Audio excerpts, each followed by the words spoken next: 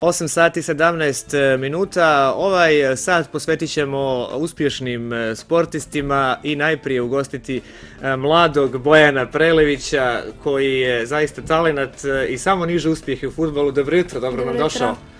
Dakle, Bojan, u ovoj sezoni čak 17 trofeja i od toga 5 sa najmlađim Sokolovima. Pa ove godine smo ostvarili najveći uspjeh jedne ekipe. Osvojili smo 3 zlata i srebro. Na prvom turniru u Beogradu smo osvojili zlato. Na drugom turniru na Braču smo također osvojili zlato i ja sam bio najbolji igrač. Na trećem turniru nismo uspjeli da osvojimo zlato, nego smo izgubili u finalu na penale, a ja sam tamo proglašen za najboljeg igrača. I posle toga smo se iskupili na Jahorini gdje smo ponovo osvojili zlato i tu sam u finalu dao 4 gola iz 4 serije penala. Bosanac je pucao, odnosno ja sam pucao prvi, dao sam gol, onda je pucala protivnička ekipa i dali su gol, onda je pucao moj drug i pogodio je prečku. Onda su ponovo oni pucali i oni su ga promašili. Onda je moj drug dao ponovo gol i onda su i oni dali gol i onda se nastavila serija. Evo i gledamo neke fotografije koje si nam donio. Reci nam, dakle, bio si i u Italiji, to ne smijemo zanemariti, na prestižnoj akademiji u Genovi u maju, pa sada ponovo za talente. Dobio si poziv, ideš idućeg ljeta. Da. Svaka čast. U Italiji je bilo odlično. Trenirali smo u noćnim ambijentima, treninzi su bili veoma brzi, nije bilo da se radi sporo, već je sve moralo brzo da se radi. Imali smo veoma kratke pauze, djeca su dobri. Imaš li nekog uzora u fudbalu? Imam Cristiano Ronaldo. Pa vidim i ta frizurica je tu, sve u tom. A reci nam, šta si nam sve donio ovdje, šta možemo vidjeti? Ovo je sve nešto što si ti usvajao. Ovo su... Slobodno možeš pokazati. Ovo su medalje, ovo je na Pixi kupu smo osvojili zlato. Dalje,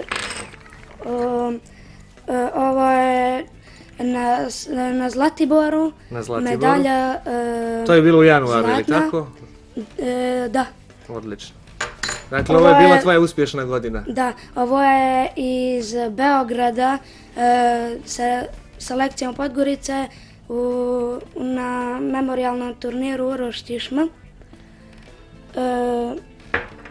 Ovo je Balkan Kup gdje nismo uspjeli da ostvarimo zlato, ali sam ja tu proglašen za najboljeg igrača. A ne može uvijek zlato, je li tako? Da. Onda ovo je bilo sa mojim bivšim klubom Kalčom. Ovo je bila srebrna medalja. I šta je ova posljednja? Ova posljednja je sa crvenom zvijezdom u Igalu. Ovo je za njih 3. turnir sam igrao i ja sam dao odlučujući gol za ovu medalju iz slobodnog udarca. Također sam tamo proglašen za najboljeg žonglera. Dječak koji je prije mene žonglirao je žonglirao 95. Onda sam ja počeo žonglirati i žonglirao sam 100 i sudija me je prekinuo i bilo je veliko slavlje. Također ovo je sa mojim bivšim klubom, fudbalskim klubom Kalčom na Cross Parku. Tu smo osvojili srebrnu medalju. I tu sam također proglašen za, tu sam bio najbolji strijelac. Rekao Hera, ti samo nižeš uspjehe gdje god da se pojaviš, ali ono što je također bitno, Bojane, da kažemo je da si 90% uspjeha upravo ostvario na većim terenima, ne u balonima. Da. Pa ovo su sve na velikim terenima, također je, evo je medalja sa selekcijom Podgorice zlatna. tu smo isto igrali dobro, ja sam ovdje bio najbolji igrač. Ovo je druga medalja sa crvenom zvijezdom u igalu. To je isto bila bronza i tu smo isto dobro igrali. A ovo je prva medalja koju smo osvojili sa selekcijom Podgorice, to je bilo u Omišu, to je blizu Splita.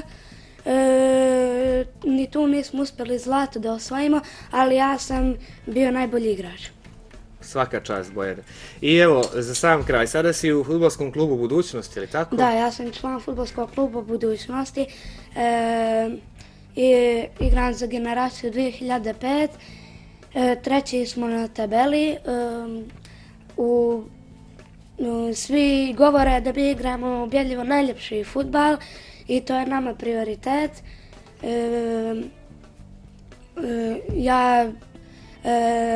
Ja ne mogu trenirati sa mojom generacijom 2005 zato što su oni kontra smjena, zato sam ja prebačen da treniram sa generacijom 2002 i 2003. O, svaka čast.